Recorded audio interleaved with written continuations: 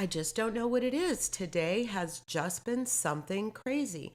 For some reason, I can't seem to get it together. My mouth doesn't want to work. My brain's running about 5 minutes behind my mouth. All of the things. Nonetheless, here I am. Yes, you guys, it's me, Virginia, and I'm living on the verge. Apparently, a little bit closer to the edge than normal today, but I'm here. So, what are we talking about today? A lot of things. We will be getting caught up on the Real Housewives of Miami, and I'm also going to bring you a few podcast updates. And I'm just going to tell you what I've been doing. So, yeah, that's what we do. Let's figure it out. First of all, let's start with some good news. I'm really excited to announce that we are officially on YouTube. That's right, the Living on the Verge podcast can now be streamed on YouTube. So if you want to support us even more than you are now, then please follow us and subscribe on YouTube as well. And in case I haven't mentioned it lately, we can be heard wherever you pick up your podcast, whether it is on Apple Podcasts, Spotify, iHeart, whether you listen on RSS feed, if it is Amazon Music, or now YouTube. Listen to the podcast, follow and subscribe. We really appreciate your support. And on that note, we would like to welcome all our new listeners who have followed us as a result of our signed book contest. And we'll announce that winner on Instagram, so look out for that. In the meantime, if you're enjoying, please tell a friend. What else is going on? I've been going to wineries, you guys. Honestly, I've lived here for quite a while now, but it's only recently that I started going, probably after having met lovely people on the cruise that we just came back from, but also just for enjoyment, relaxation, fellowship and socialization with good people, and I'm enjoying every minute of it. So we'll get a podcast together for you where we talk about some of the wineries that we're visiting. But real quick, I'd like to talk about a few of the guests that we'll have coming on very shortly. So we have one interview that's already recorded. I'm very excited to bring it to you. I thought it was a lovely chat with my friend Scott Nathan, fellow podcaster, raconteur, all kinds of other things. We'll be bringing that to you very soon. And then I have just recently secured an interview with Dr. Doug, sommelier at Europa Winery, and we'll be recording that very soon. I'm very excited to bring that to you, so stay tuned. Let's talk about the Real Housewives of Miami. Well, you guys, I'm liking this show, but I am going to start off with this, I don't know, small complaint, I guess. There's too many flashbacks. I am covering episodes 3, 4, 5, 6, 7, and 8. Okay? I think this could have been covered in 2 or 3 episodes, if not for the copious amount of flashbacks. It's like every 4 or 5 sentences, they're flashing back to reflect upon the 4 or 5 sentences. And I just don't think we need that. I know that it's a production trick to stretch out the season, and I understand that everybody needs to collect their paycheck, but I think it's getting a little bit redundant, and especially the storylines that we're referring to. So let's jump into episode 3, and we start off where Marisol is having yet another wedding. Yes, she is. Surprise, surprise. Well, there's a reason. They're making it official. Apparently, all 72,000 of the weddings she's had before were not official weddings, and this one is real on paper. As they get older, they have decided that they want to be safe and certain that they will be able to access one another's lives and finances and all of the things that can become an issue when you have like a common law situation, or you have a couple that is living together, but there is no legal paperwork allowing you any sort of rights. So it was the right thing to do, and it was done in a really cute fashion. They basically jumped on a Harley, went to the courthouse, and got married. And except for the little flash at Marisol's chonies when Steve carried her over the threshold, I thought everything was in super cute taste. And then we find out that Alexia wants to throw a surprise party for them. But why she's choosing to do it at the place she met Todd, I just don't know. I don't know. It rings a little ew to me. And then we also found out that sadly, Lisa's father did indeed pass away. And so she's dealing with that. And then we finally see that Adriana and Julia are going to meet. And we knew this was going to be awkward, and we were right. It was awkward. Things have been strained because Adriana feels that Julia is no longer treating her as the best friend that they are. She feels like we've been BFFs forever, and ever since you got closer with Alexia and Marisol, you just don't value my friendship as much. But nonetheless, Adriana proposes to throw a baby shower, for Julia and Martina to celebrate the impending adoption of the two boys. And Julia loves the idea, so we're going to have a baby shower. Meanwhile, as Lisa's preparing for her father's funeral, she's struggling with what to say and what to do given the tumultuous relationship that she had with him for the majority of her life. And she says, her memories of her father weren't good. Her memories of her father was that he was an alcoholic and that he wasn't there. And she says, he did try to rekindle, and she has regret because she felt like she did not let him back in quickly enough. And even though he did get to see the kids and things like that, that's where her guilt comes from. So she's trying to figure out with Jody what she should say at the funeral. It's an interesting position to find oneself in, and it just gave me a moment of pause. Then we get to meet Kiki's mom and her daughter, and this little girl, Summer, is adorable. She is a little spitfire, and they go to this place called the Museum of Ice Cream, and it's a really cute little venture, or adventure, I should say. I think it's really awesome that we're getting to see more of Kiki's backstory. And I think it's even more adorable that no matter what these people at this museum do for Summer, all she wants is chocolate ice cream. So we all like a girl who knows what she wants. And we find out that Haitian culture calls for you to respect your parents regardless. So even though Kiki was thrown out by her father at age 15, her mom tells her, you need to make up with your dad. And Kiki's struggling with it because she has a 18-year-old son named Shamar, and she tells her mom, my dad doesn't even know my son. And that's kind of a sad thing. So we will see if we get to learn more and see how this whole relationship evolves. But I, for one, am happy that we're seeing more from Kiki than her crazy antics, and that we're getting to see her beautiful family. And we'll see where this all takes us.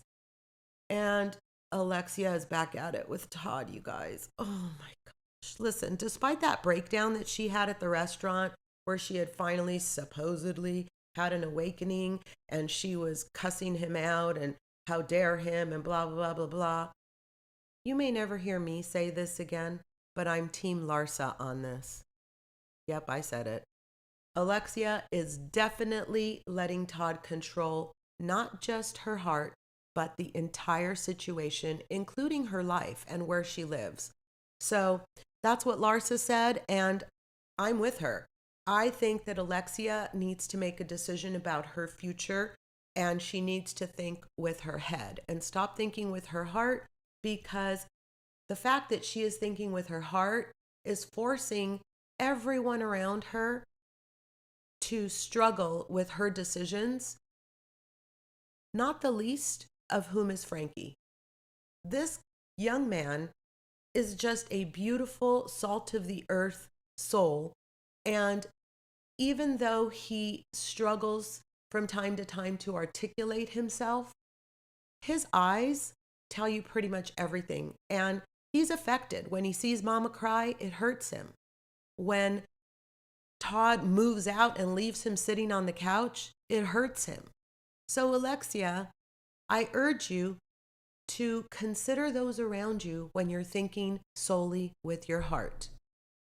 Well, here we are at the surprise, I guess, wedding reception that Alexia had planned. And can somebody tell me, why is everybody wearing white to this wedding celebration? Am I missing something, or are the girls trying to be a little bit shady? It was very clear it was a wedding reception. And last I checked, it's inappropriate to wear white for anyone except the bride to a wedding celebration. So, yeah, just wanted to say that. Well, Marisol shows up with an eye patch on. Huh? Yep, she woke up with the sty. She's nonetheless very surprised and touched by the surprise, but she is a little bit embarrassed because she had no idea, and she said she would have worn something different and all the things that people who look to be truly surprised would say. So we start this party and everything looks like it's going to be a lovely celebration until it's not, because the girls are sitting at a table and Larsa decides to tell all the girls about the antics in Milan and shows pictures of Jody with the big bulging eyes. And you guys, they're obviously trying to imply that he is on cocaine, allegedly. And that is why he was being aggressive. Most of the girls look at the picture and think Jody looks perfectly normal.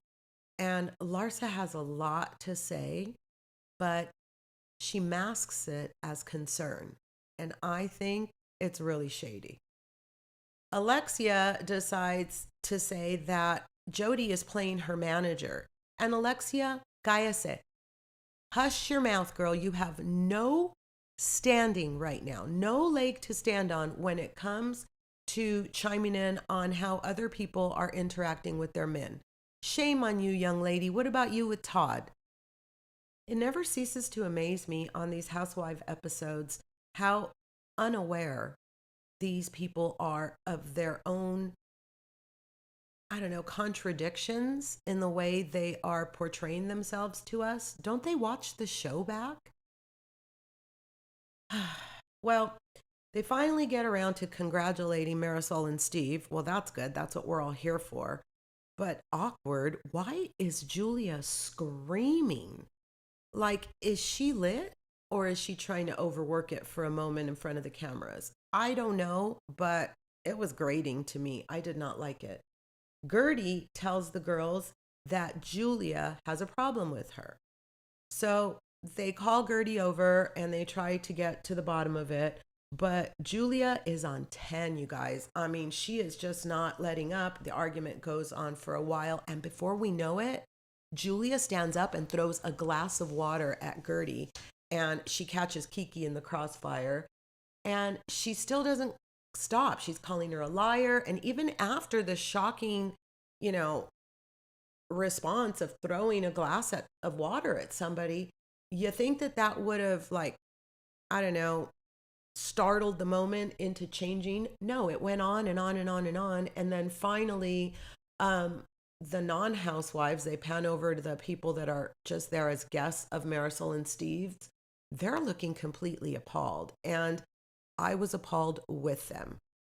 Of course, in normal Bravo fashion, or is it Peacock? I want to make sure I'm politically correct. Whatever. The episode awkwardly ends with them moving over to cut the wedding cake, as if someone didn't just get doused in water. Gotta love them housewives. Episode 4, oh geez, it started with Julia singing opera. And maybe it's just me, but I hate it. Is that too blunt? I'm not sorry. She tells her coach, listen to this, that she's been struggling and that water got thrown all over the place. Is that your way of saying you threw a glass of water? Because it sounds highly, highly narcissistic. Guerdy has a whole different perspective. She's recounting things to Adriana, and she has a whole different perspective on how things went on. But I am highly distracted because for the first time this season, we get taglines, you guys. I may be a Cuban doll, but I'm no one's toy. It's hard to get on my bad side because I don't have one. I'm a fierce fighter and an even stronger survivor. My chicken coop is full, and now so is my house. I may not be prompt, but I'm worth the wait. I don't just sell luxury, I live it. So, what do you guys think? I really did not care for Julia's tagline, but I think it's because I just am struggling with Julia. I think Lisa's was, I don't know. Lisa, be on time, please. Um, as for Alexia, she always has a very, I don't know, self promoting tagline. And my only takeaway is, you guys, Marisol needs a mojito. Why doesn't she have one? I think that she deserves to be one of the main housewives. She shares her whole life, her family, her home. Why are we not giving her a mojito? Because if we had to do a swaparoo, I would, in a New York minute, take the mojito out of Julia's hand and lovingly hand it to Marisol. You know, that's how I feel about the whole situation. Now, there's all kinds of stuff going on given the glass being thrown in um, Guerdy's face. And so she's really, really upset. But Julia's telling Martina the story, and then she tells Martina that she did apologize and to Marisol for behaving that way at her party, and also to Guerdy, be it in a text. And I don't know if that would be enough for me if somebody did that to me. In fact, I don't know if there would be any coming back from that. But Julia says, I'm still going to invite everybody to the baby shower that Adriana is throwing for us. Well, that's all good. My wait is over. I've been waiting for the new housewife, Stephanie Soje, and we finally get to see her. How does she make her entrance? Well, she's in her private jet flying to Orlando to pick up her dogs. She brings Larsa along for some caviar on the way. I don't know. Talk about leading with money. I don't know. I don't know if I'm going to like this girl after all, given her intro, but for now, I'm going to reserve judgment. Then we find out that Todd and Alexia have decided to delay the divorce. Oh, that does not make me happy. I know it's not my marriage, but it's painful to sit back and watch her be manipulated, especially when I'm just watching it on TV and I can see it. So you can imagine her friends, her family, where they're at with this whole thing. They must be at least 10 times more fed up than I am with the whole thing. So just divorce the dude already, girl. But whatever. Lisa is home from Canada, and Alexia and Marisol go to visit her, and she is telling us how she was trying to get it across to Larsa that she was going through a lot. And so she sent a picture of her dead dad in the casket. I think it's too much. What do you guys think? I think she went too far. I hate it. But Kiki makes an effort and meets up with her dad. And so we get to meet this cat for the first time. And he tells Kiki that everything's going great. But oh, by the way, you have a little brother. He's 4 years old. What? Well, Kiki scolds her father. She's like, you don't even know my son. He's in college. And I really wish you'd make more of an effort. And meanwhile, out of the back seat, we hear the little girl scream, and my name is Summer. Well, the girls all have, I guess, a lunch, and it's at a Mediterranean restaurant called Fable in Miami, which I looked up and is temporarily closed. And I'm starting to wonder if it's a coincidence that all of these featured restaurants are closing down. I don't know, just an aside. But Larsa, Julia, and then Stephanie all sit down to lunch, and they're just chitty-chatting. And Stephanie tells us how she met Masood, her very, very rich husband. she tells us that she was 20 years old when she met him. And then she goes on to tell us a little bit about her origin story. She was raised in Miami, but she spent 3 months a year in Colombia on a farm. And essentially, she was raised like a little boy. And she thinks that's what's made her the tough bitch that she is today.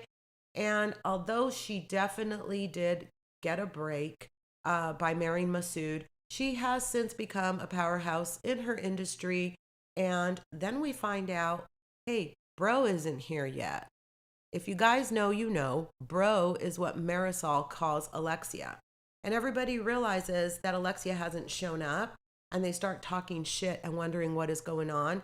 Marisol is convinced that she is with Todd. So, I don't know. She swears the next day that she's not with Todd because the girls are all at the baby shower. And I don't know about you guys, but I thought this baby shower was lovely. I think the girls did a lovely job. I was a little curious to find out what the blue welcome drinks were. And I don't know. You know how my brain thinks. I go off on a tangent and I start thinking, everybody's insides are going to be dyed blue for the next couple of days from having gone to this shower. See what I mean? It's the weird things that I go off on in my mind. I don't know. Okay, I'll get back on track. I'm sorry. Well, the baby shower is lovely and they start to play games, but not before Adriana gets up and makes this beautiful toast and a lovely announcement. And then Alexia decides that she also would like to make an announcement. And it's pretty awkward. You know, Adriana's not happy about it, but she does hand her the microphone. And before you know it, Alexia is thanking people for coming as if it's her freaking function. What the hell? It's hilarious. There's this little point where if you look, you could see that Adriana has her hands, both hands on the microphone and is trying to pull it away, and Alexia won't let it go. So, okay, but thankfully we head off to game time. And, you know, it's the typical baby shower games, the diaper game, all those things. And then they decide to play truth or dare? Huh? I don't understand. From the mouths of babes, you guys. Sometimes I think the kids have it way more together than we do. They haven't learned to be corrupt and weird yet. So we all know this isn't going to go well. And before long, Larsa's activated. Lisa's crying. It's just a bloody mess. Just listen. You think it was right for Guerdy to call her and tell her? No. Okay, that's all I'm asking. That's it. We're done. We're done talking about it. This is such a warm welcome to me. I love it. It's called Welcome to the NFL, or maybe Welcome to the NBA. What kind of party is this? I was just asked to have a threesome. One of them girls was crying, leaving. And where's the food? It's like survival of the fittest in the table. And that's how that episode ends. If you ask me, this season is really good. The viewership doesn't show it. Well, hell, maybe it's because of all the Instagram like faux pas that this group has been engaging in. Did you guys hear about what Martina Navratilova said on Instagram? It has since been deleted. I'm looking for the quote. She said, surrogacy is just wrong. Sometimes you can't have it all. Julia went on and said publicly that she loves Martina but does not always agree with her and didn't agree with her in this situation. But I think the damage is done. I think these two may be done with this show. And if you guys need a vote from me, I vote get rid of them and bring in Marisol as a full-time mojito holder.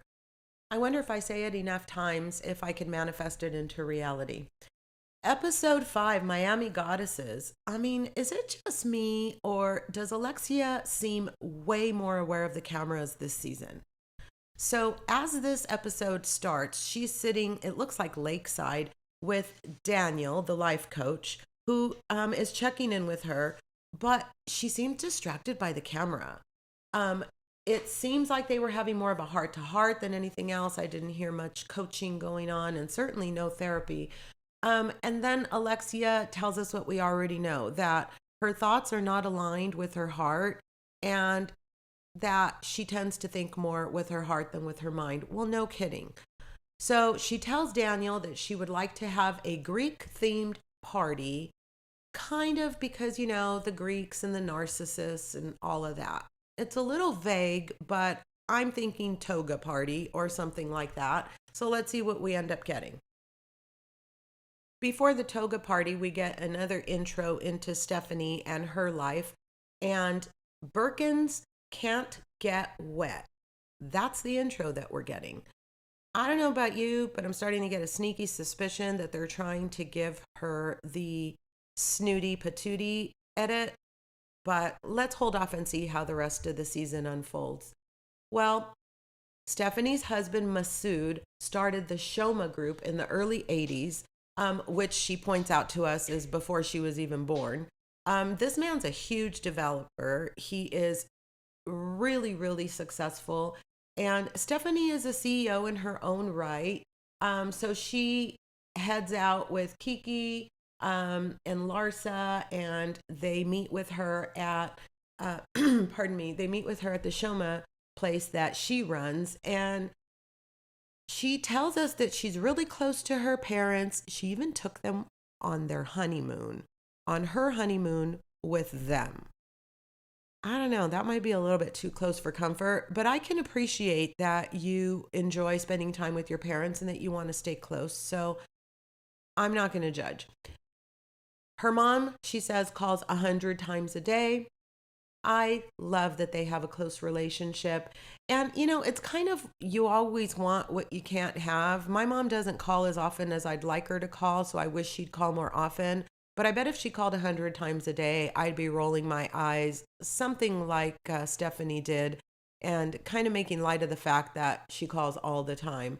But we learn a little bit more about her family dynamic. She tells us she has twin sisters that she was very close to at one time, but they came to work at Shoma and things didn't end well. So now they no longer speak. And she said she tried to reconcile with them, but it's not going well. And she's glad that she's making friends with the new girls because she really doesn't have many friends. And, she knows which ones like her and for what reason. Let's listen to what she's talking about. A lot of the girls gave me a very warm welcome, and it was really nice. And I just felt like I know already from the start who's gonna like me for what I have. Like Lisa, for example. I want to be friends with her. She has an amazing jet, and I want to be friends with people that have jets and yachts. She wants to be friends with people who have jets and yachts. Well, that says a lot about Lisa and how she thinks. But there's a hurricane on the way, guys, in Miami. And so Boo Bear Steve heads out to get provisions. What does he come back with? Lay's potato chips, a bottle of Tito's, a bottle of wine, and some flowers for Marisol. What else do you need to survive a hurricane? I think Steve's onto something. And Stephanie tells us that even though Masood is significantly older than her, she is actually the old soul in the relationship. And she kind of keeps Masood from, acting a certain sort of foolish way sometimes because he is very childlike at heart. And that comes across in the screen when you see the two of them together a little later on. But Stephanie tells us that her sisters reached out to her when there was the impending hurricane, and she was really excited about it because she thought that it might be the beginning of something. But as soon as the danger was over and she texted them back to let them know that they were okay, they ghosted her again. So that made her pretty sad. And then Guerdy meets Julia, and Guerdy's outfit was something special for, I guess she says, okay, so I heard her on an interview and she said that she had somewhere else to go later on that afternoon. I don't know. I thought she was trying to make a point.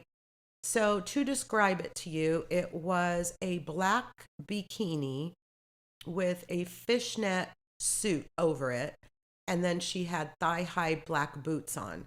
So the ironic thing is that they pan to Julia and she's wearing a blazer, a very buttoned up, very conservative looking blazer and a black top. So it looks like they're going to two completely different places.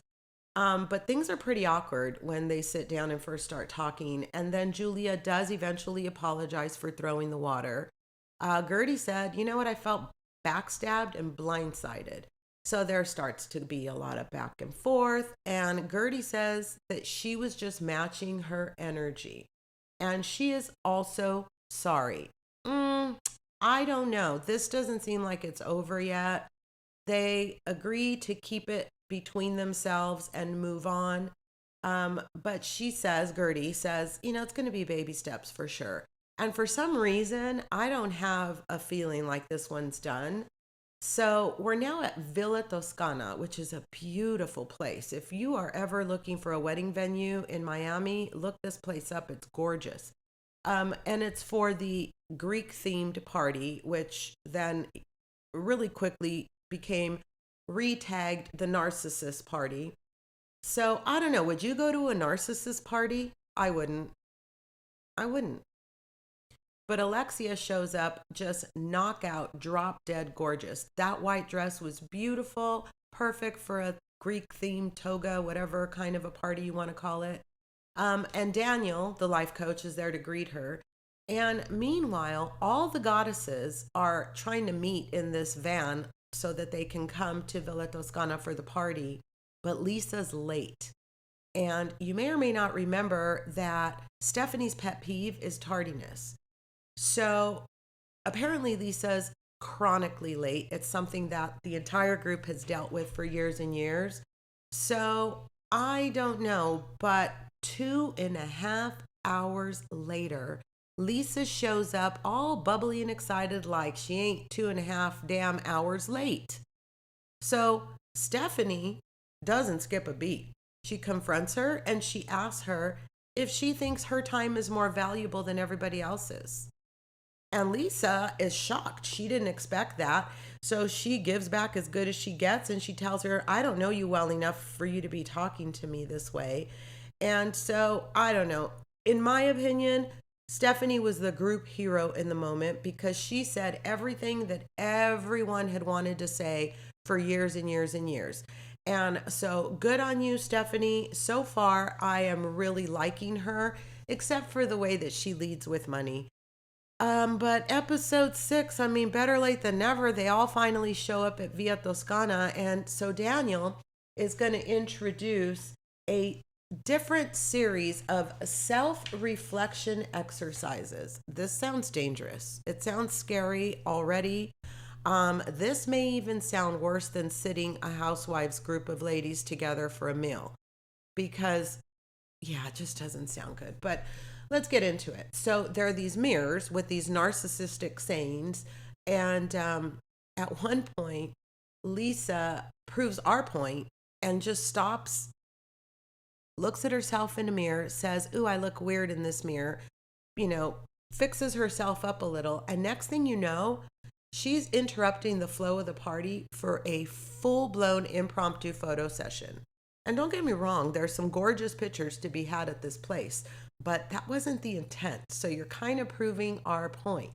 And it just gets worse for Lisa. Alexia leads the girls to this gorgeous area. And there's this huge throne set up, which of course is for Alexia.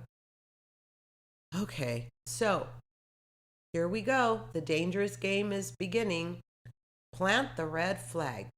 The game is they ask a bunch of questions and see who fits the bill. And each of the girls is handed a red flag and they need to go place it in the jar of the person who they think brings up the most red flags.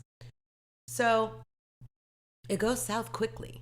And we knew it would because everybody legitimately gangs up on Lisa and all of the red flags end up in her pot for almost every single question.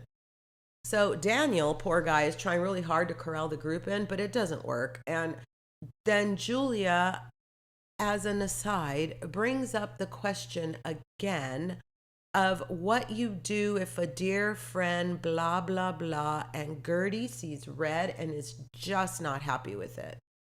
Eventually, Lisa had enough of the gang up and she runs away crying. Well, what the hell did we expect? It was a lot for anybody to take.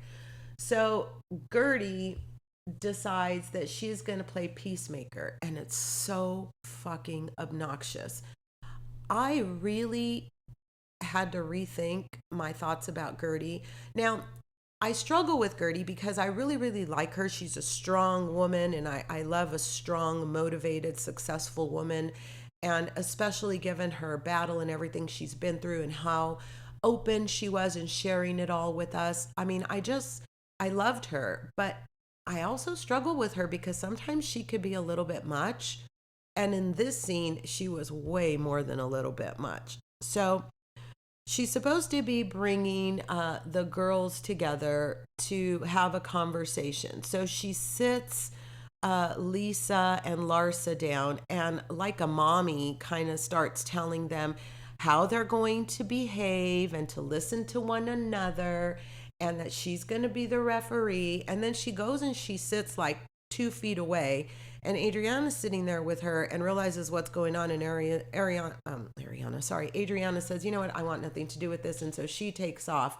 But every other sentence, no joke, the girls are trying to have a conversation, and you hear Guerdy, like a legitimate peanut gallery, screaming things from the sidelines. And it's not going to get anywhere. So the girls are kind of frustrated with the way Guerdy's behaving in this moment. And they have a conversation about maybe having a conversation in private when there isn't a peanut gallery named Guerdy sitting a few feet away telling them how to think and what to say. And so, that's how that scene ends. But then we see that Julia is meeting with the social worker for among the last of the times before they complete the adoption process of the 2 boys. And they get into a whole conversation about how Julia had company over and the boys froze at one point because she realized that it was their reaction because of the fear of someone showing up and removing them from a home yet again. And because of that, she was reluctant to have people over. But, it makes sense that there would be an ingrained fear in a child that just when they get settled and start to consider something home, all of a sudden, somebody shows up and next thing you know, they're somewhere else. So that scene kind of touched me in a really deep way. And I don't know why, but I just felt the need to share it with you guys. So then we see a not so deep scene in where Masood and Stephanie meet with Stephanie's parents for dinner, and they have a really cute relationship. The parents are married for coming up on 50 years, and we find out that Masood is like a year or so younger than Stephanie's father. And so, then the sisters' conversation comes up, and mom kind of starts getting teared up, and you could see dad's really affected by this. And we don't know a lot of detail, but we do hear that dad tells Stephanie that he really wants for them to fix it. And Stephanie says that she wants the same thing too, and she hopes that one day they'll be a complete family again. So there's a lot more to come on that. I have this sneaky suspicion. Well, Guerdy and Russell go see a therapist, and we kind of saw this coming because Guerdy has been alluding to the fact that she doesn't want to feel like a patient forever. And now that she is cancer-free, she wants to start to change the dynamic of their relationship back to husband and wife and less of, caregiver and patient relationship. So we get to hear Russell talk about how hard it was for him to go through what he went through. And rather than try to articulate it, I thought it was best if we just heard it in his own words. What do we need to do to turn off that first responder? Well, I feel like we're getting to that point where I've turned it off, that aspect. Okay. We're going through these ups and downs, but, you joke about it. Oh, you always say I'm traumatized. I'm not traumatized. I'm amazed. I'm proud of you. I'm like, that's my wife. My God, wow. Thank you. I never heard you say it like this at all. Aren't those some beautiful words? What a beautiful sentiment. And I mean, you could tell that this man is just all in on his wife and on his family. And Russell's a keeper, man. Russell's a keeper. Well, Guerdy tells us a little bit more about her origin story. And when she was 9 years old, she and her brother were brought to Miami so her dad could start his church. But she came from a large family, and the rest of her siblings were left behind. And they told her that they would be back. They were going to go back and get the rest of her siblings. But she and her brother didn't see her parents or any of her siblings. They were left at some family's house for 3 months. So now she has huge abandonment issues as a result of that, and it's no wonder. But the long-awaited meeting between Lisa and Larsa finally takes place at El Patio restaurant. And it's not long before it comes up that Lisa was told that Larsa hired a paparazzi guy to take the compromising picture of Marcus last summer. Do you guys remember the picture I'm talking about? The viral photo of Marcus that was of him on some beachside or poolside situation with white powder in linear format and something in his nose, allegedly sniffing said white powder. Yeah, that's what we're talking about. Of course, Larsa emphatically denies it, and she fires back and tells Lisa that she is running low on friends and that she needs to learn to be a better friend, and that Larsa is a better friend than Lisa. And Lisa says Larsa changes friends like Lisa changes underwear. Not before Lisa coins the term narcissist. Larsa calls Lisa a narcissist, and then Lisa turns around and says, well, you're a narcissist. And she's just so proud of herself in this moment.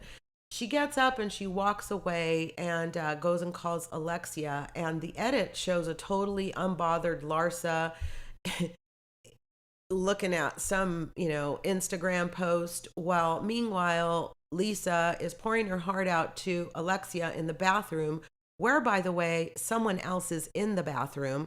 I don't know if that's copacetic. I don't know if they should have been allowed to be filming if there was somebody else in the bathroom, but I guess it's too late for that observation. And, Lisa says, so she finally goes back to the table, and Lisa says, Larsa is always there for her, would love things to go back to the way they were. And then Larsa says, I agree, because I was looking through my photos, and like some of my very best photos on Instagram have you in them. So we need to go back to being friends. Oh my God, she's so deep. I'm completely over this whole conversation and almost completely over this storyline. So thankfully, they decide to bury the hatchet, so now I can move on. Episode 7 focuses mostly on the baby shower, and we get to meet Jaxon and Luca. The little boys are beautiful, and we get to see Martina in a different light as a mommy, and she's thriving. And listen, these little boys are going to have a great life. Did anybody catch little man's Balenciaga shirt that he had on? And, they're being exposed to farm life, and I just think it's going to be a good thing. If only Martina could stay off Instagram, we would be good. Adriana and Alexia show up, and they have the battle of the aunties because, of course, Auntie Adriana wants to be loved more than Tia Alexia, and so on and so forth. Well, they all get invited to an LGBTQ plus community event to honor Karamo Brown for all of his work in queer advocacy. And so all of the ladies will meet there. But first, we're going to see Larsa's gorgeous new 5-bedroom home. She gave up the penthouse in the sky, guys, and I liked that penthouse. But she does invite Stephanie over to meet with her because she's meeting with Karen, who is going to help her redo her closets. And she says Stephanie's doing hers as well. So why not? Let's both do this together. And Stephanie gets there and starts to point out all the issues with Larsa's choices. She wants glass, there's going to be fingerprints. She wants this beautiful velvet cover for the drawers, you're going to get makeup on it. And so Stephanie tells us that she's self-diagnosed OCD. And that's why she says Birkins and boogers do not mix. Translation, she does not want to have children. And another day that Stephanie leads with her money. Well, at the event for Karamo Brown, all of the girls are invited. You guys, it was a beautiful event and no drama. And that's all I'm going to say about that, because let's just leave one alone. How about that? At the end of the event, Guerdy invites all of the girls to her celebration of life party, tells them to all wear white. And the next scene, we are at said celebration of life party, where Guerdy is wearing this fabulous looking dress. I couldn't pull it off, but it looks nice on her. And the party's clearly sponsored by the Knot. I mean, there's Knot advertising everywhere you look. And then Julia does show up, and Russell and Julia have this awkward conversation. And we kind of should have known something was up when Guerdy says, hey, your friend Julia is over there. And earlier when Julia got there, she did give her a pretty cool welcoming. So I don't know, but the party goes on, and Julia tells Marisol that she had gone out with Alexia and they ran into Todd. And Todd is saying that he's trying to win Alexia back. Oh no, please, please, let's not do this all season. Of course, it turns into a committee meeting and all the girls have something to say. But when Stephanie tries to put Alexia on blast, Alexia pulls an Alexia out on her. Like, she just does not have it, and she puts her in her place right away. So Guerdy gives us this beautiful, heartfelt speech and tells us she's cancer-free and that she's 100% that bitch. You are 100% that bitch indeed, Guerdy. So why did you do what happened next?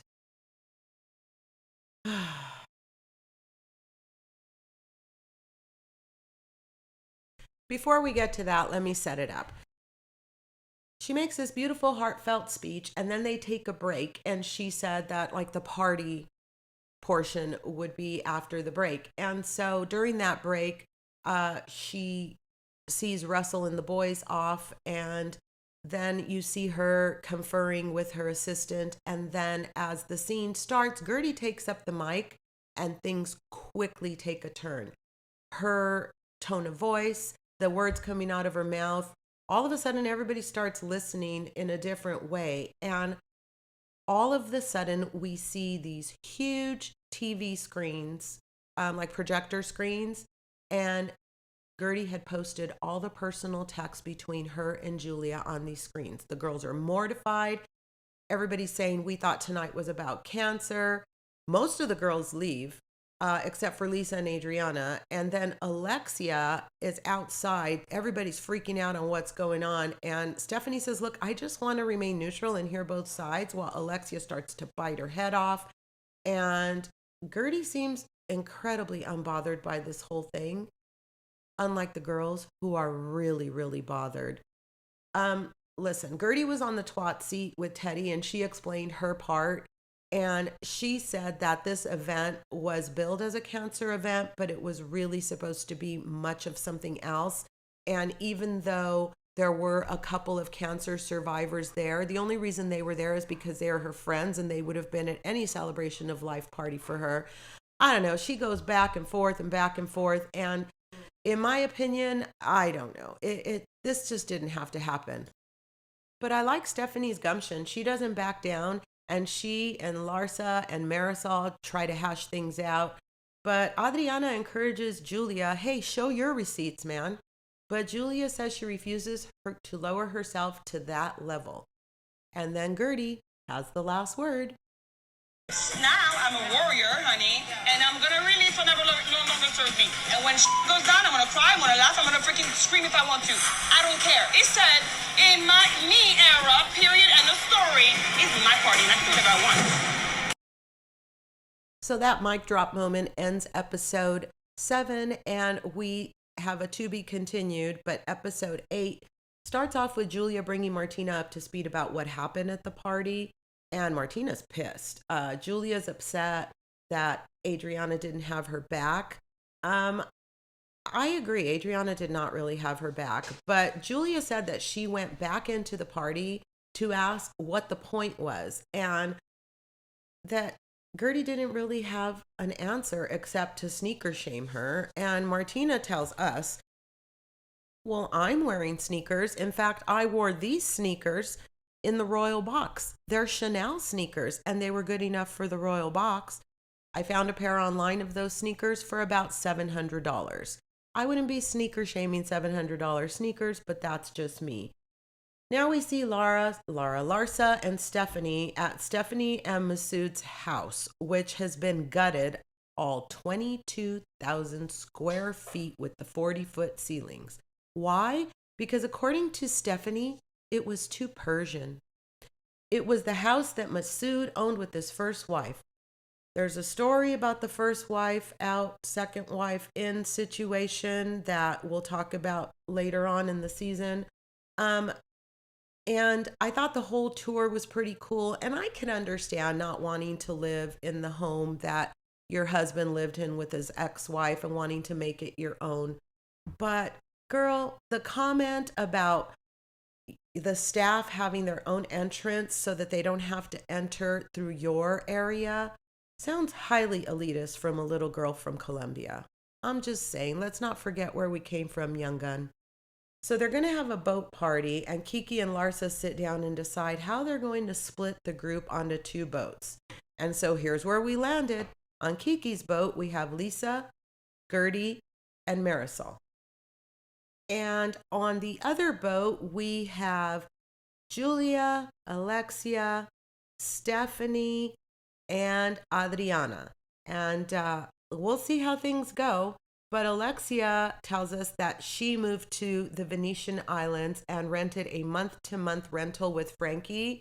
And she said she did month-to-month because she doesn't know what's going on with her life day to day. So she didn't want to do anything permanent.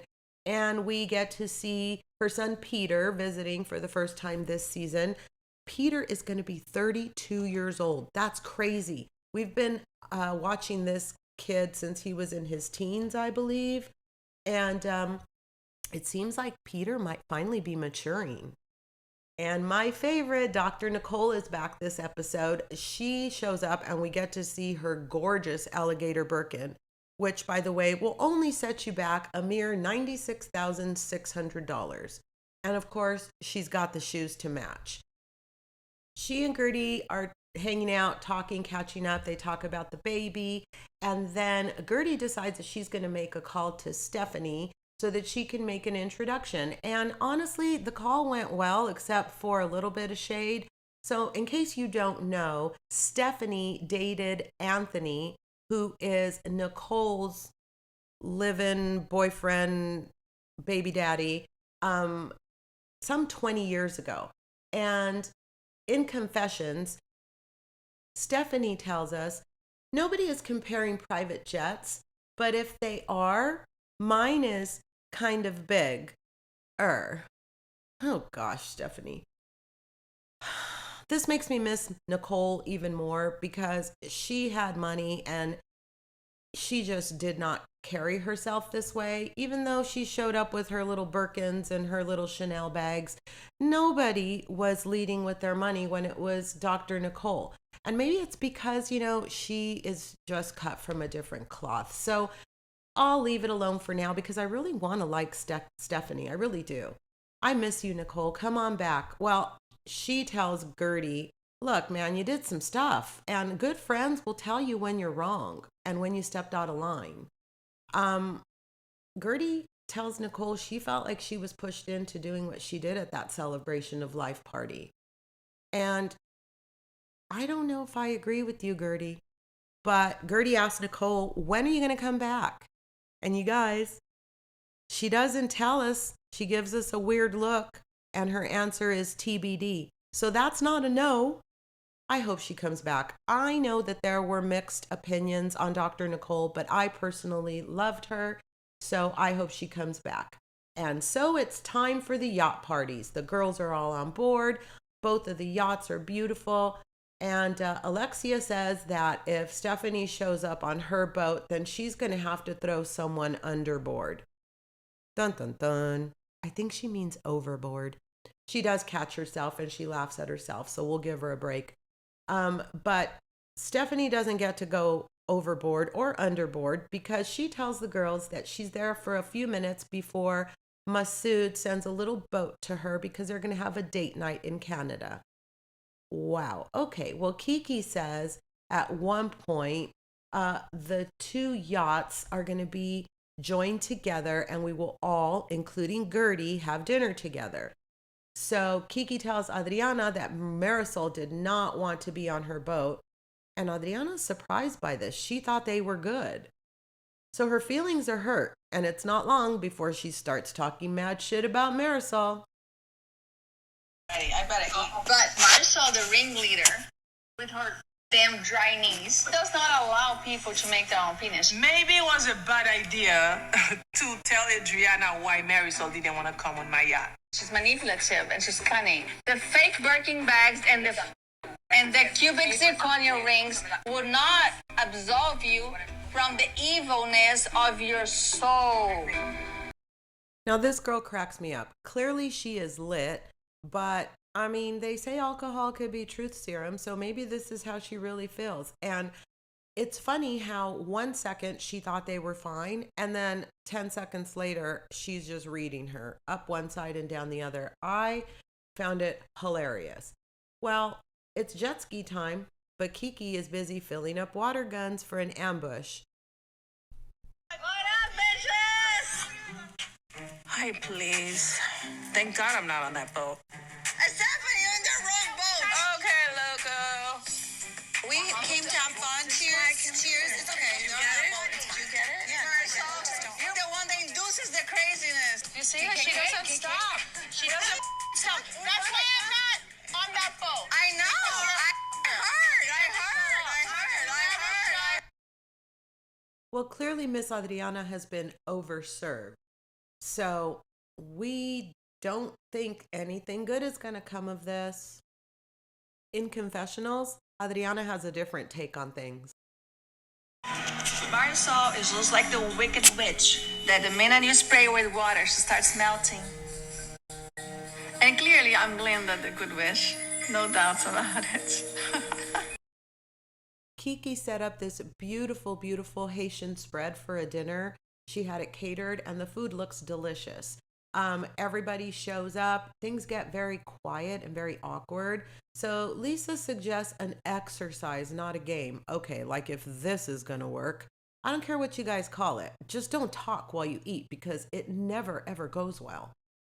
Anyway, everybody is supposed to say something nice about someone else. So, of course, Lisa says Adriana and Marisol should exchange compliments. And Adriana comes up with fashion sense and devotion very, very quickly. But Marisol struggles and thinks and thinks and thinks. And then finally says, I think it's cool that you play the piano. Then Lisa says, well, how about Guerdy and Julia? Well, Guerdy says Julia has a compassionate heart. And then Julia says that Guerdy throws fabulous parties and appreciates how she honestly shares her emotions. And she goes on and is alluding about what she did at the party. So before you know it, things are activated. And Julia's wondering why Adriana is not defending her and is instead completely and totally fixated on trying to open a bottle of wine. Well, we know the answer, Julia. She's drunk. She has no idea that she is supposed to be defending you right now. So it's just not going to happen. But Julia and Guerdy agree to give it some time and then maybe have a private conversation sometime down the road. So it seems like, at least for now, crisis averted. Well, that scene ends and we lead off on the next morning with this gorgeous spread for breakfast that's laid out while all the girls are packing their stuff and getting ready to disembark. And so Adriana admits that she probably shouldn't have let the alcohol speak last night. As for me, I'm completely distracted by that gorgeous looking avocado toast. Did you guys see that? Stephanie calls to check in as the episode is ending, and she jokingly calls Alexia a Rottweiler because they had been exchanging, silly little names the night before. I think Alexia referred to herself as a Rottweiler because Stephanie had said something about being a chihuahua. And the night before, they were laughing about it. But this morning, Alexia took it really seriously, and she goes off a little bit. So, she needs to thicken her skin a little, especially if she is going to continue to be as opinionated as she is. And that's where we left off with episode 8. You guys, it's a really good season. And aside from the copious amounts of flashbacks, I think that Miami is onto something, and it's bringing what we need. So if you're not watching, watch. And if you don't want to watch, it's okay. I will keep you up to date here, and I will tell you what you need to know. Listen, we've been going and going, so I need to get going, but I did promise you guys a home tip, and I don't think I've shared this one with you before. So I am going to share it now. As we near the end of summer, it's time to flip the hangers. Has anybody ever heard of this? So what you do is you take all the hangers in your closet with the clothes on them, obviously, and you put them backwards. And as you go on with your life and day to day, you wear your clothes, you take them off. And as you wash them, you place them back on the hanger the proper way. So at the end of a few months, for me, I've done it twice. I started in January. I did it once in March, and I'm getting ready to do it again now. So this will be my second time, actually. And what I do is I go through and I purge. Now, you could kind of only do it by season. So if you have all of your clothes hanging in the same closet, then you're going to have to do it once every season. But at the risk of not making this sound too complicated, it's easy. If your hangers are still backwards, it means you don't wear that stuff, and you may want to consider getting rid of it. So why don't you try it and let me know how it works?